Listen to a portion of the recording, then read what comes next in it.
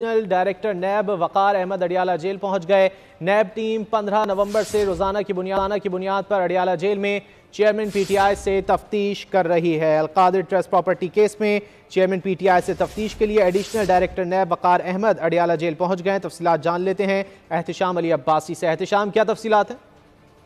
जी, Alqadir trust property 190 million pound में PTI chairman से तफ्तीश का मामला है। Additional director NAB Waqar Ahmed तफ्तीश के लिए अडियाला जेल पहुंच गए हैं। जराये का ये कहना है कि वकार अहमद पीटीआई चेयरमैन से अडियाला जेल में तफ्तीश करेंगे। नैब टीम 15 नवंबर से रोजाना की बुनियाद पर अडियाला जेल में पीटीआई चेयरमैन से तफ्तीश कर रही है। वाज़ा करते चलो कि गुज़श्ता पेशी पर चेयरमैन पीटीआई का 4 रोज का जो है जिस्मानी रिमांड दिया गया था और इससे कबल भी जो है उनके जिस्मानी रिमांड मुख्तलिफ औकात में दिया गया, जिसमें नैब की टीम मुसलसल उनसे तहकीकात कर रही है।